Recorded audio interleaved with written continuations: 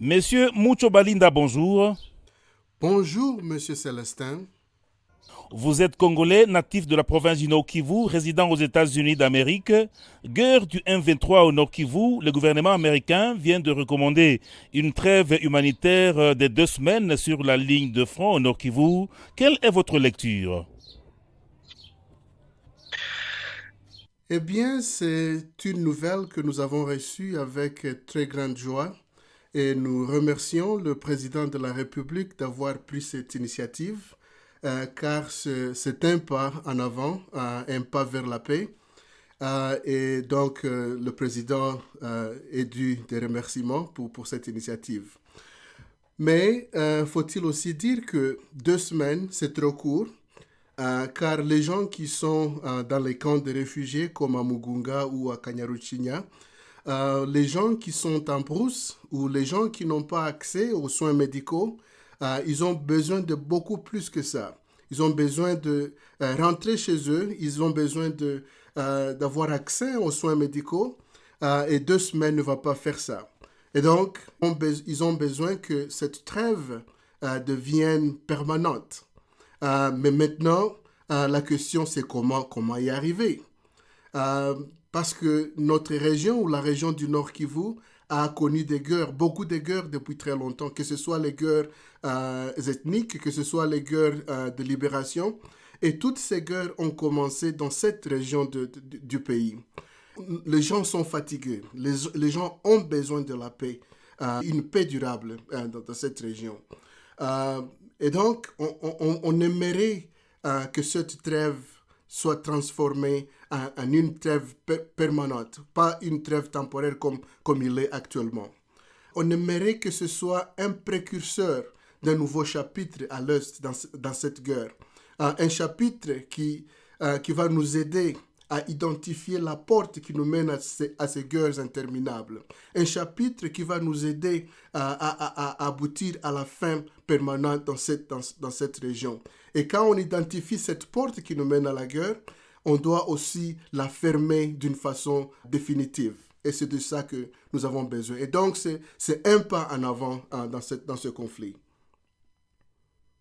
Oui, dans une réunion stratégique qu'a présidé le chef de l'État Félix Antoine Tshisekedi, il estime que cette trêve, en tout cas qui vient de confirmer, qu'elle permettra en fait à ce que les déplacés puissent rentrer.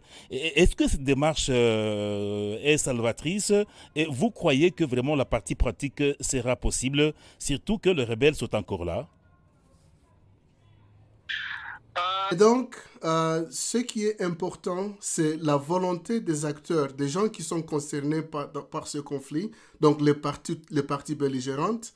Si elles ont vraiment la volonté de mettre fin à ce conflit, ils peuvent le faire. Ça peut même pas faire 2 semaines. Et si, donc, s'il y a cette volonté, c'est possible. Les gens peuvent rentrer chez eux, même quand il y a encore des rebelles. C'est possible. Oui, à Luanda, il y a en fait cette option que les deux chefs d'État se rencontrent. Est-ce que vous croyez à cette démarche également? Oui, je crois en cette démarche.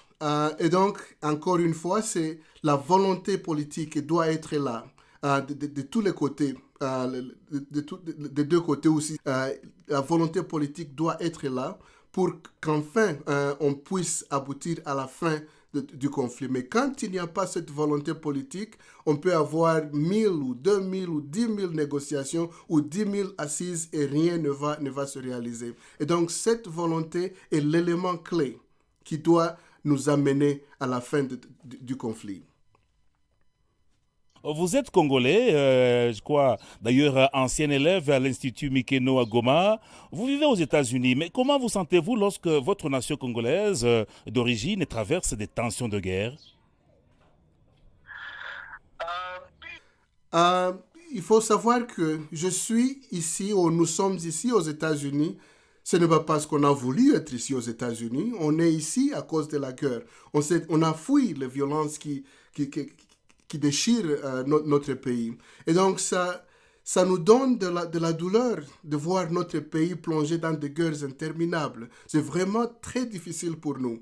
Mais quand on entend qu'il y a des assises, les gens veulent s'asseoir et mettre fin à cette guerre, c'est vraiment une très grande joie pour nous de voir des choses pareilles se tenir ou tenir place dans la région. C'est une très grande joie. Quel message adressez-vous aux parties prenantes dans cette guerre d'agression, mais également à la population victime et appauvrie depuis plus de 2 ans? Plus de 3 millions de personnes étaient dans la vie de déplacement.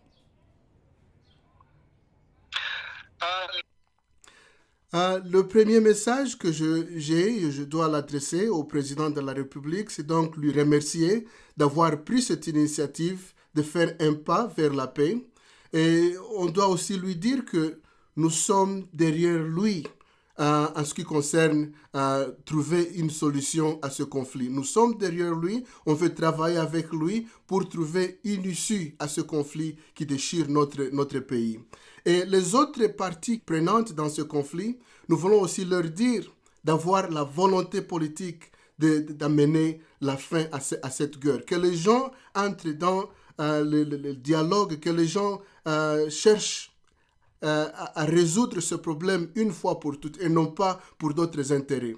Et qu'ils priorisent la situation qui prévaut sur le terrain. Les gens qui sont en train de souffrir, qui sont en brousse, qui sont dans les camps de déplacés, ils doivent penser à ces gens et chercher vraiment des solutions à ce conflit.